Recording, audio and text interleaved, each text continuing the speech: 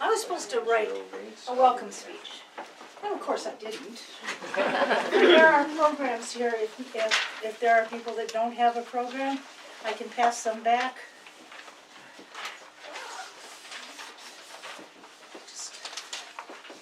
Good. My name is Chris Bryant, and I used to be the president of the Whittier Home. Sorry you haven't got one. That's all right. Make your way in the back. Peter, give her. Thank you, thank you. I just elbowed your camera. We have to look out for her on here. Anybody who's helped in the kitchen today, I'm looking out for. It's been, yeah, we've been running our tails off. Anyway, every 4 years, actually it's usually every 2 years, we elect a new poet laureate.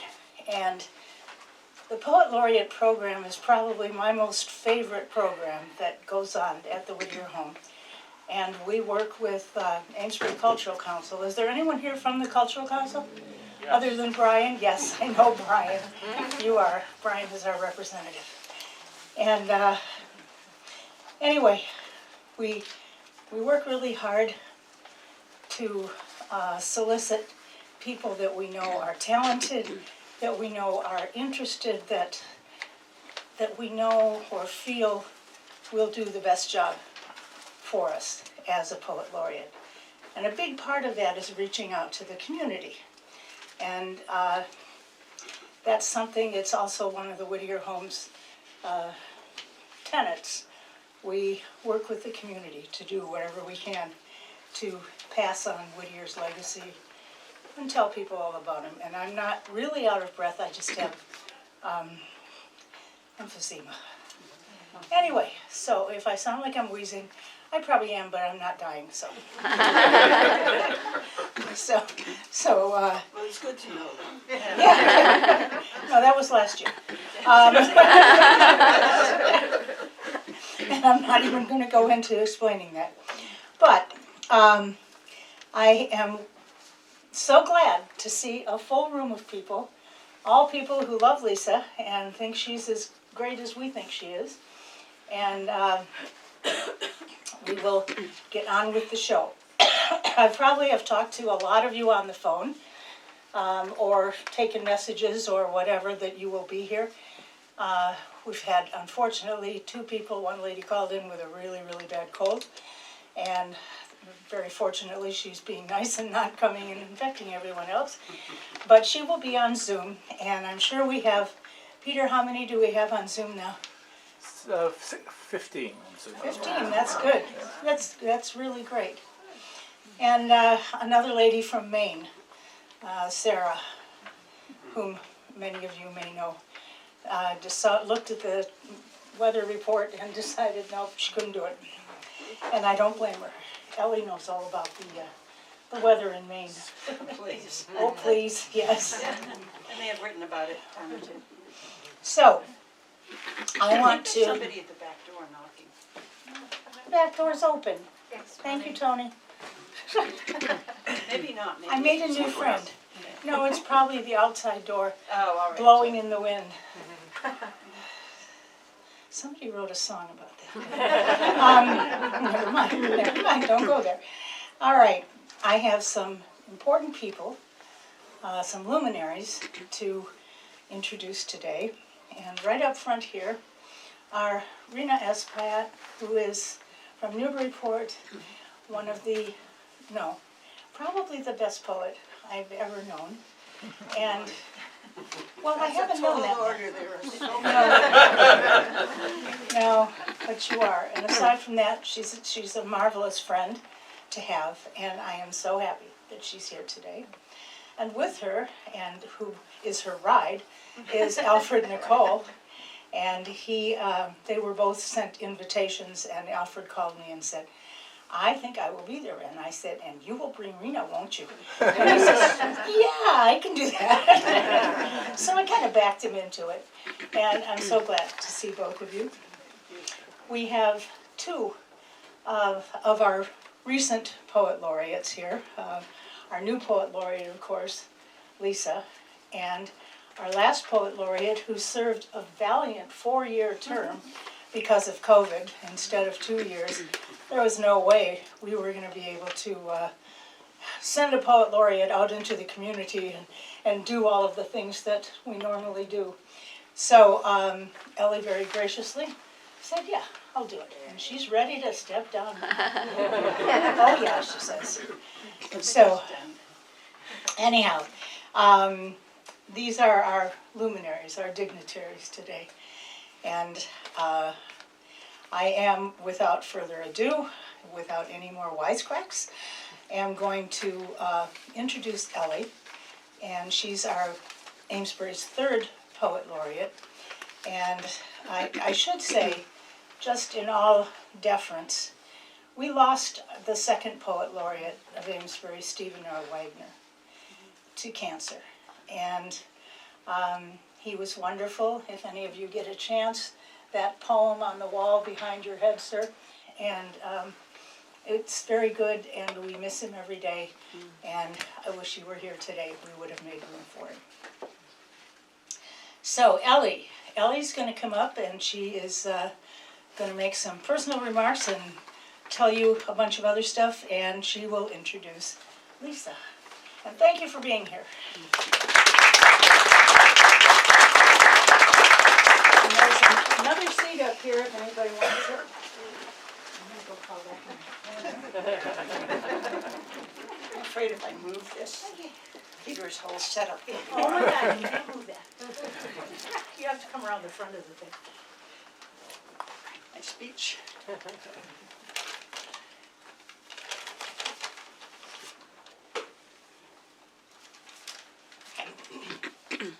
It's not a book, just a few pages. I'm Ellie O'Leary, and as Chris said, I am the 3rd poet laureate. And it started for me in the late fall of 2017 when I moved back to Amesbury. I had been living in Maine. I have, over the years, lived in either Maine or Massachusetts for bouncing back and forth between the two. But in late fall of 2017, I moved back to Amesbury, where I had lived for years and where my kids grew up, so that I could be somewhat of a help to my daughter and her 2 kids. So when I applied for the Poet Laureate program in the end of 2017, I didn't get it. They picked someone else, because it happens. And so they picked Stephen Wagner. The first Poet Laureate had been Lainey Seneschal, who is now living in Peterborough, New Hampshire. She's not here today. They picked Stephen Wagner, and he was a good choice. He and Lainey, the first Poet Laureate, worked together for 2 years with readings and writings about the Amesbury treasures, various historical spots and artifacts and things like that around Amesbury. And he was the right one for that. So in the fall of 2019, I was encouraged to apply again. And I thought, well, you already rejected me. So what did I do? I applied again, because if you're in the writing business, that's what happens. You get rejected all the time. You're far more likely to be rejected. So I applied again, and I was chosen. My term started in January of 2020. Just like with Lisa, the very first thing I did was to write and read a poem at the mayoral inauguration. And that was really interesting because the new mayor was a kid I knew growing up. She was older than my youngest and younger than my middle child. And I said, oh, okay, hi. You know, and so that was interesting. And that was January 2020, those of you who are going to watch the dates, you know. And we got in a few monthly readings, and that's something that the Poet Laureate program has been doing. We have a monthly reading, usually with a featured poet and an open mic. What we have going forward is entirely up to Lisa, but that's what we've been doing.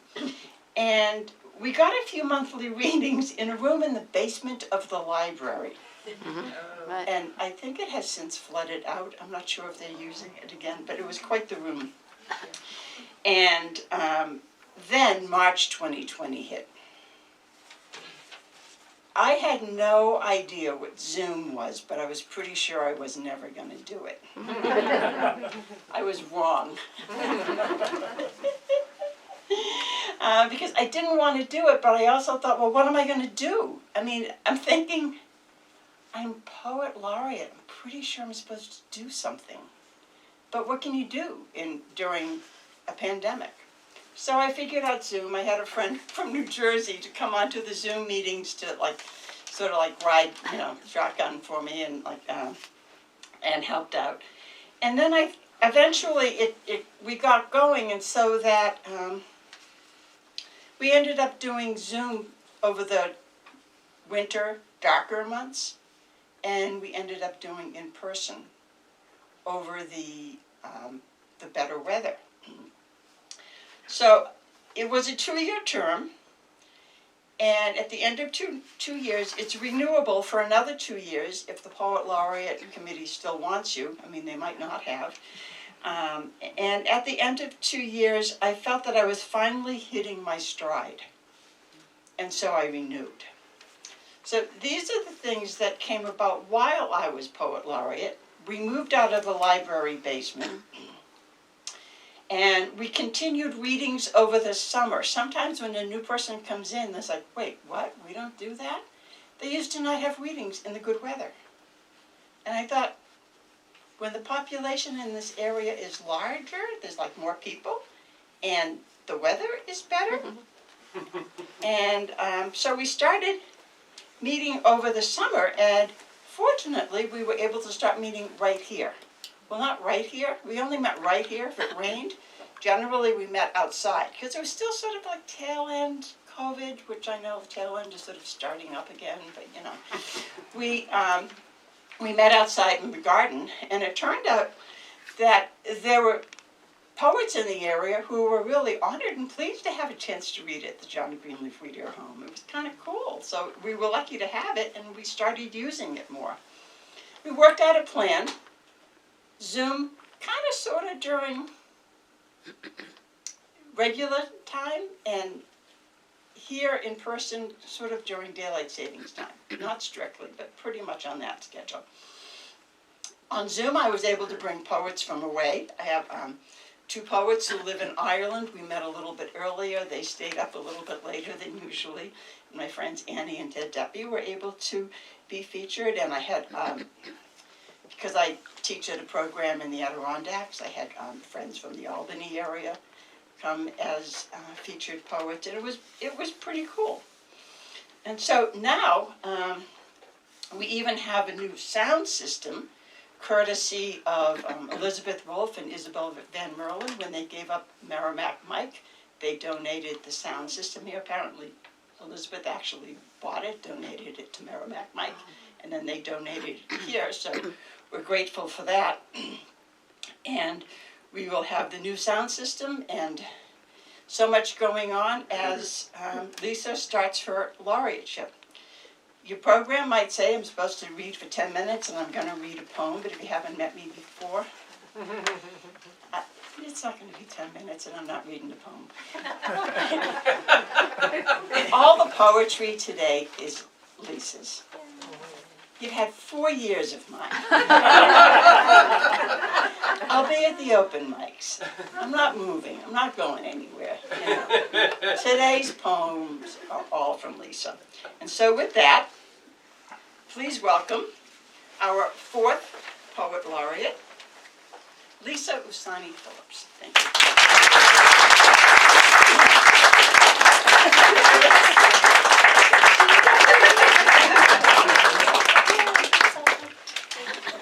All right, Lisa, we have a little something for you, and if you just get in place there, I'll get in place here. We're in very close quarters, and so I just wanted to get these to you. This is not going to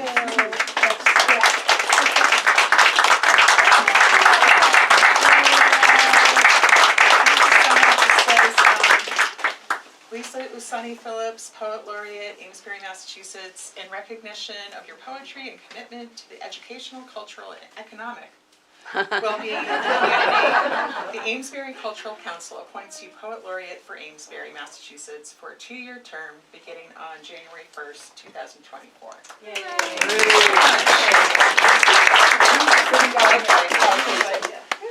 And those aren't going to go bad. Oh, good. Yeah. Okay. Yay. Well, thank you all for being here. It's definitely a worlds colliding moment. There are people here from my writing group, both on Zoom. I have 2 writing groups, so actually I should probably just stick to what I wrote. I could extempore very badly. Okay, so thank you, Ellie, for the introduction and also for all of your support in transitioning the reins over to me and showing me the ropes. I want to thank the Amesbury Cultural Council, the Poet Laureate Support Committee, and the Whittier Home for hosting this event and for giving me the chance to serve this little city that feels more like a town that I love so dearly and am proud to call home. And I am deeply honored and grateful for this opportunity.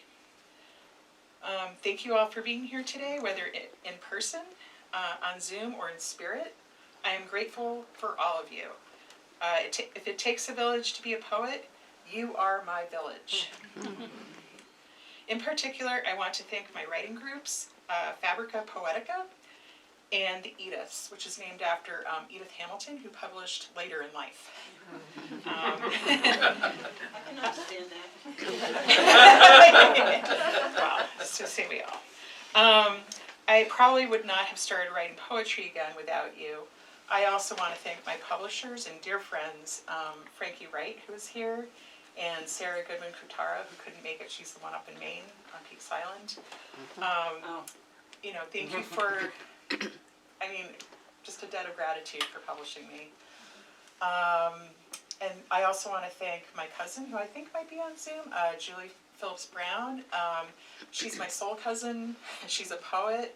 She's a book designer and an amazing editor, and she helped me edit and design the book. She's online.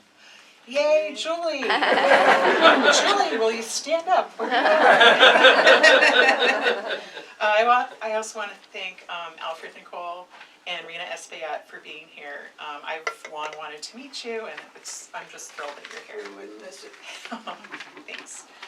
And to all the other poets that I've met since I published my book, either at Mass Poetry or at readings, I want to thank you too. And watch out, I'm going to call you because I want you to come read. You guys are all fantastic, and I just couldn't be more thrilled to give you a platform and, to kind of widen my village, as it were, and hopefully yours. Let's see. So as your Poet Laureate, and as Ellie, Lainey, and Stephen have done before me, I hope to foster that supportive network of people who love poetry. Whether you are a poet with a capital P, are just beginning to think about reading your first haiku, or are villanelle curious. I look forward to hosting monthly poetry meetings, readings, and open mics, and to working with our schools, library, senior community center, and other groups in town to celebrate our poets and our poetry. Today I'll be reading some poems from Guest People, which is my debut hybrid collection, and I have 8 copies here if anybody wants one afterwards. The book takes its title from Guest People, which is the English translation of Hakka, a Han ethnic group in China who migrated within the country centuries ago and were seen as outsiders or guests. And I'm Hakka on my mother's side. Okay, so without further ado, with further ado. So Guest People was written during the pandemic. It reflects sort of my grappling with sort of negotiating my identity as someone who's biracial. I'm Asian and white. And I also want to sort of explore what all of that means. You know, what is my matrix of privilege and oppression? You know, because it's mixed. You know, I'm the second generation Chinese immigrant, but my dad was a doctor. You know, so it's just economically, racially, just there are different statuses. So I try to. Some of these poems are working out what that has meant. Okay.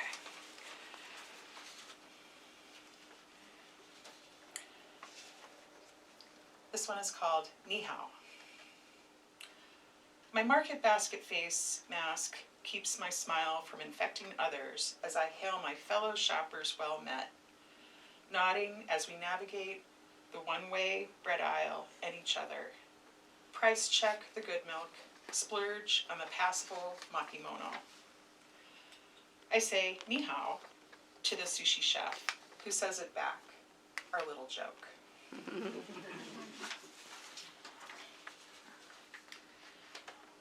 Alias. Grandfather gave me a Chinese name, an alias no one knows but family. Li Shan in Putonghua, common language. Li San in Tufa, mother tongue of the guest people. Li Sha, if you are grandma, all written the same. Li, graceful, Mei Li de Li. Shan, coral, swaying in the sea.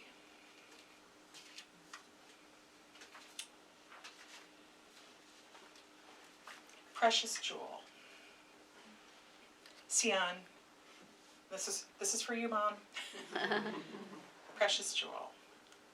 Xian, precious jewel, not worth much when you're starving.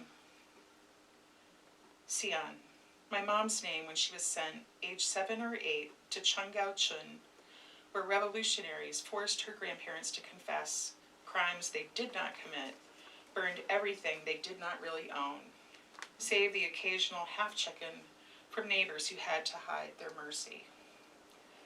Xian, her father's favorite singer of songs unknown. Xian, back in Bangkok, where guest people took Thai names to blend in. Usani is hers, also precious jewel, also mine, tucked carefully between my English names, like a secret password or a seed.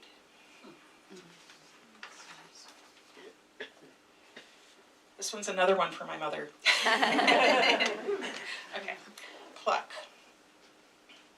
They could be talking about you, Moo, dreamer of blue roses the night I was conceived, rather than the fritillaria, whose once green flower now blooms gray on Hengduan Shan to hide from human hands.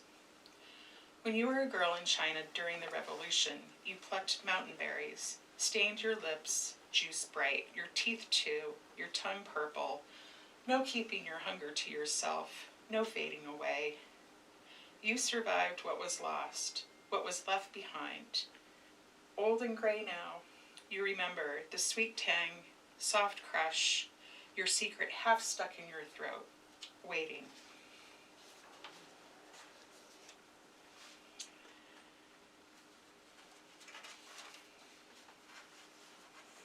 Slant. Tapanzee, chimpanzee, that's me. 7, 8, mom, dad, brother, sister, Dodge Dart, backseat. T-neck, T-rose, pale wan house walls. Red roof, oak tree, inner porch, blind windows. Grass carpet, bike pony.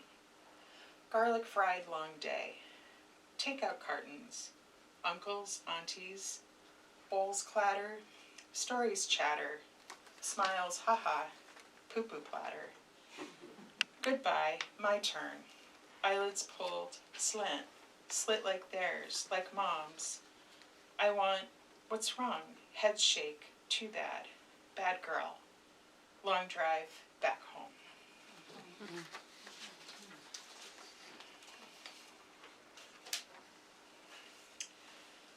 This next one is bittersweet, and thanks to Frankie and others, and Julie, we have a broadsheet that I didn't bring any copies of today, but talk to me if you're interested. So this is bittersweet.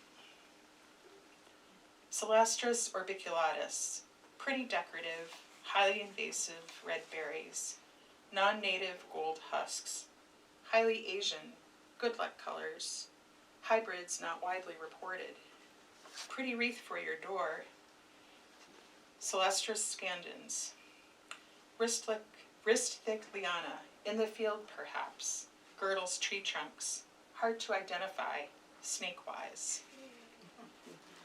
That was somewhat of a found poem. Some of my native plant gardeners at Amesbury are here, which good to see you guys.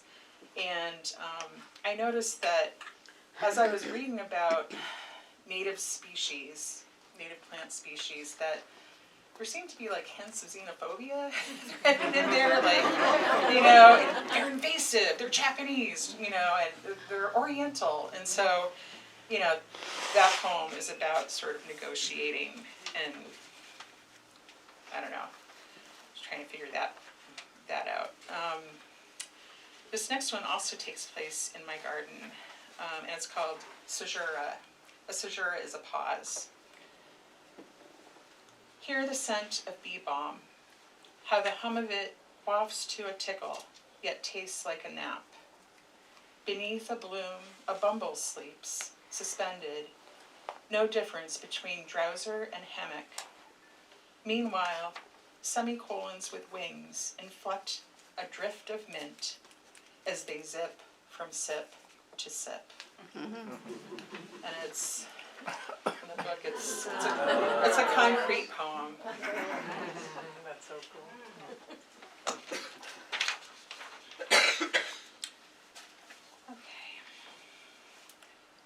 So I've written about my mom, but I've also written about my dad.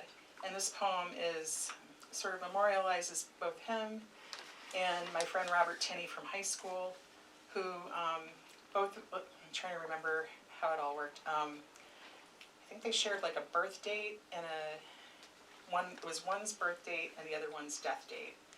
So and for other reasons, they're always connected for me.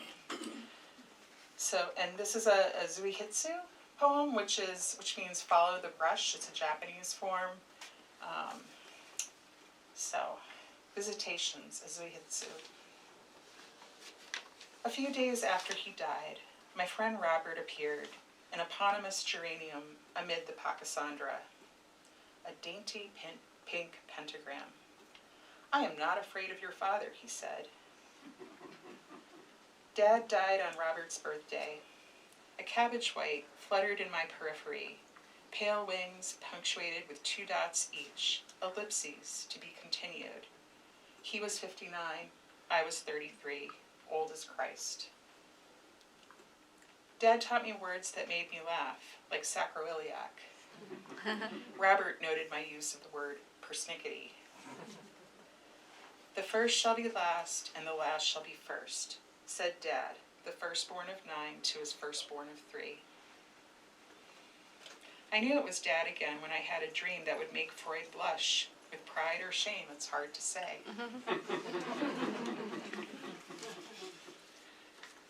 He preferred to be addressed as Dr. Phillips, and psychiatrist, never shrink. 20 years now, embolism, killed by his own blood. It was quick, I tell myself that, quick, and he didn't suffer, though he did wake up in the ambulance, said he was okay, let's go home. I had the notion when I was 8 or 9 that if I memorized the dictionary, I would be the smartest person in the world. Does that turn out? Okay. Dad's morning breath smelled like wet white pepper. The Manchester Herald wrote a story about him jogging on the beach before it was popular. He and Mom were co-presidents of the Hot Springs, South Dakota branch of the Shania Twain fan club.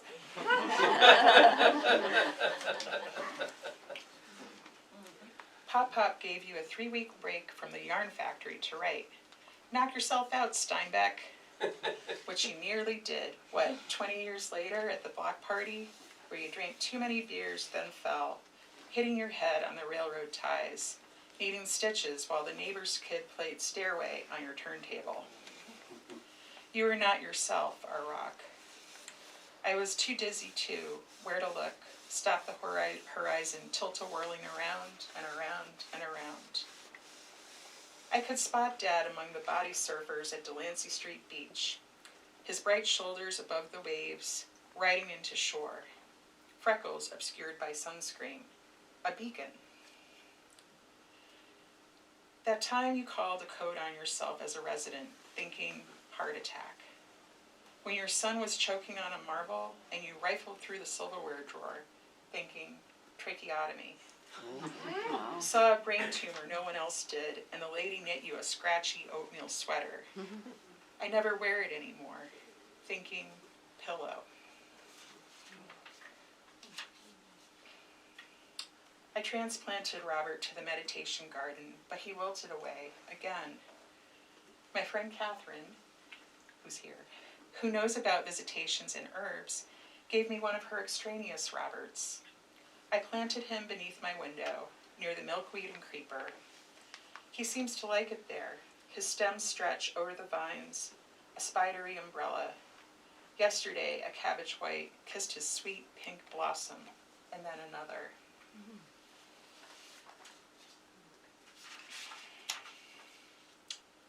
So the next three are new poems, including Shine, which is what I read at the inauguration for the mayor. Shine, a poem for the third inauguration of Amesbury Mayor Cassandra Gove, with thanks to Jacqueline Palsha for news at Jacksonville University. I was doing research.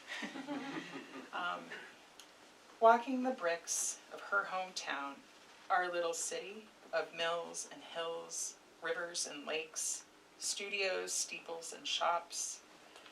She shines each day with, quote, a warmth that comes from something other than the sun. And good thing too, because New England. What could it be, or who? Could be you, could be me, could be all of us here today, here for each other, at home, in our little city that feels more like a town.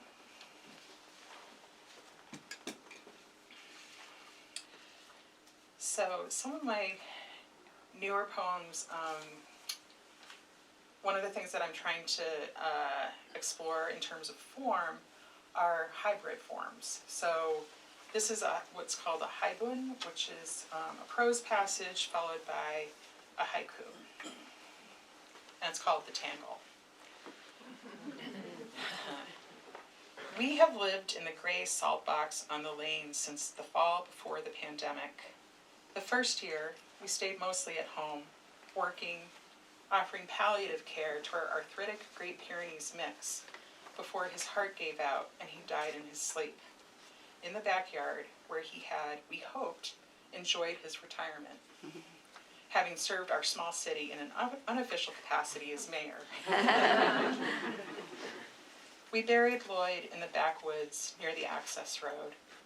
We even had a marker carved from a river stone. Not sure what happened to it, but it disappeared and has not returned. I never had a yard or a house of my own, and I wanted to rewild the 2 or so acres which I have come to call the Tangle.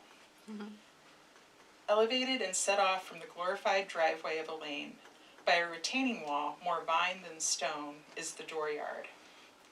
Much of it has been infiltrated by trumpet creeper and horseweed, which are native species, and bittersweet, black swallowwort, and prickly lettuce, which are not. A bed of English lavender fans out from under the kitchen windows on the east side of the front door. The door itself has the original colonial cast iron bar that only locks from the inside. On the west side of the door, a top-heavy chorus of common milkweed drowns out the residual bearded irises, smelling like a swoon. Except for the incipient black walnut saplings that smell like bug spray. Gross. The fluorescent ornamental roses are still there. I haven't gotten around to uprooting the gnarl of boxwood growing too close to the foundation. The first spring, or was it the second, I smothered the rest of the dooryard with layers of brown paper bags and the flattened remains of cardboard moving boxes, then added hose water, compost, and undyed mulch. I let it rest, then planted bee balm, purple coneflower, butterfly weed, and other milkweeds, black-eyed Susans, blue-eyed grass, narrowleaf mountain mint, and ground cherries. The following spring, I planted more of the same, plus mistflower, hoary skullcap, and early figwort. For ground cover, I put in self-heal and bare root wild strawberries. Some species didn't stick. I lost high bush blueberries in the backyard bramble, beach plums, and Carolina roses in the backside yard, which I kind of tend to call the backside. A lone pawpaw in the woods. The 2022 drought killed so many, but I was surprised by what came back, what volunteered and took root. Take, eat this berry, tart and wild, more seed than meat, scant communion. And this is my last one. It's called Let Us Consider the Prickly Lettuce.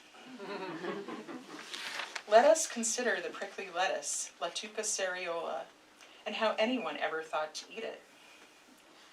Let us consider leaves with teeth and teeth like beetles, leaves splayed compass-wise around the stem. Let us consider using gloves to pluck the young leaves for salad. They grow bitter as they age, as they flower. Let us consider this wild, feeble opium. When cut, it bleeds milk, good for calming fevers, upsets, spasms. When used in excess, it can stop the heart. Let us consider the descendants, toothless and smooth on the tongue. Romaine, butterhead's bib and Boston, crisphead, including iceberg, oakleaf, little gem. Let us remember the adjacents and imposters, bitter and frilly. Arugula, radicchio, escarole, mesclun. Thank you so much for being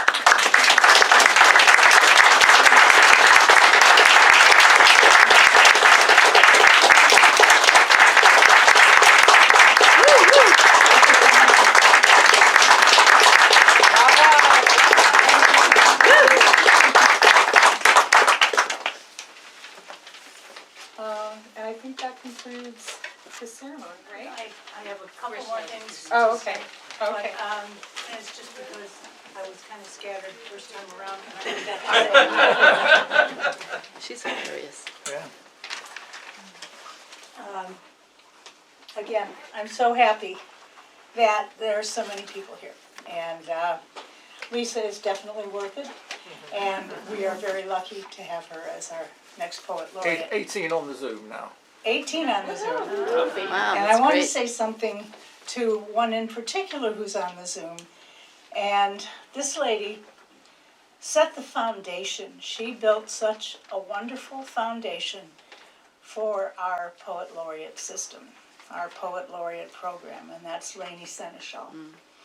Lainey was also a scientist rather than, I mean, she planted many of her poems, and her paintings are all of flowers and things that she loved planting, and she wrote about beach plums, which, yes. Anyway, I often asked Lainey about certain things that were growing in the Whittier Home garden, and I wasn't sure what they were. And she said, "Nah, they're weeds, just weeds." And she says, "You can pull those up." We used to have an herb garden, a Victorian herb garden that was full of things that actually grew here in Whittier's time, and that I'm sure he used and his mother used in her cooking. But anyway, Lainey, kudos to you. I miss you. I wish you were here today. I wish you were here almost every day. But again, Lainey, you just set the tone for our poet laureate. And I'm very, very thankful to call you my friend. And the other recognition that I want to give is to my husband, who is sitting straight in front of me. And he has been over here every day trying to figure out which of his multitude of technological wonders he can use to do both a Zoom and a record everything and get the sound right and I think he did it. I think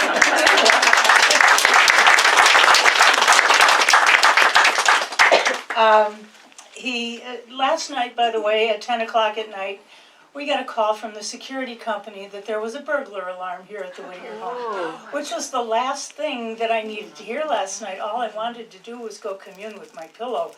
And, it was like, oh my God. And Peter says, I'll go over. And bless his heart, he came over, and the police had come and gone, and there was no burglar. It was probably the wind banging the shutters on the upstairs porch out there. And anyway, there was no problem, and he came in, and he was more afraid that all of his computer equipment had been stolen. Somebody came in and had taken everything, and my God, then he'd have to start all over again. Anyhow, I love you, and I thank you so much for everything that you do to help out over here. And do that.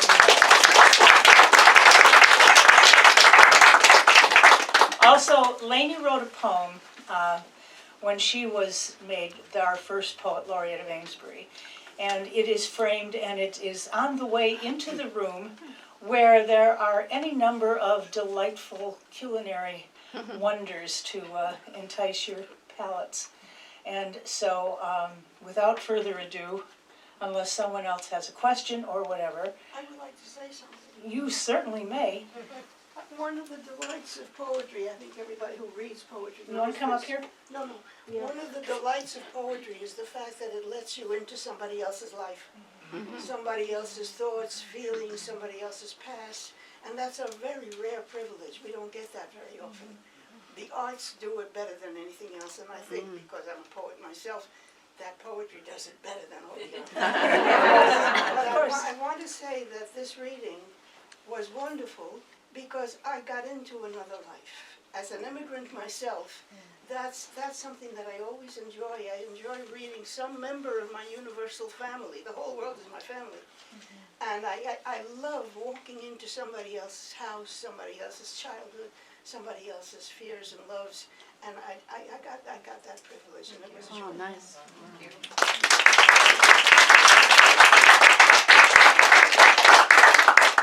And Alfred, you don't know how close I came to asking you to read Skipper Ireson's Ride today. And I'm sure Peter would have voted for it too. If any of you were at our Tapestry of Voices, which is my favorite outside event of the year, and it's held the first week in August in the garden here, and Alfred read Whittier's poem called Skipper Ireson's Ride, and it was phenomenal. And even with the crappy old sound system, his was the only poem that came through because he has such a forceful voice and such a dramatic presentation, and I was so happy to hear that, and we listen to it all the time. We do. Anyway, please enjoy the libations in there. If anyone wants coffee or tea, I can make a cup of coffee. I was supposed to make a whole urn of coffee, but I didn't. And so I can make you a cup of instant. I can make you a cup of tea. There's wine in there, and that might be a fun thing. And San Pellegrino, and there's cider, and there's all kinds of good stuff in there. But if you want anything else, hunt me down, ask me, okay? Thank And you. thank you again, all of you, for coming.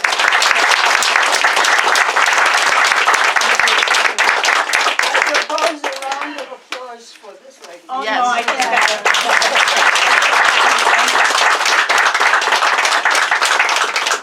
I'm just glad to be able to be up here and doing this after last year.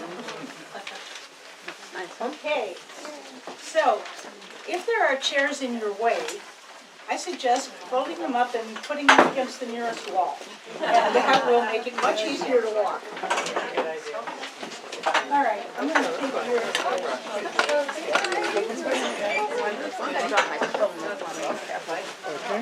Oh, no, I have it. Thank you so much. Thank you.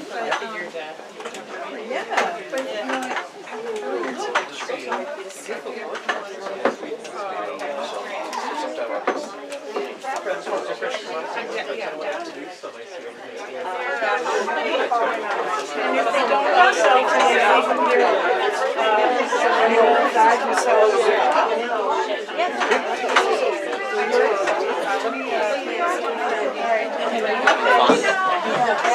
Sure.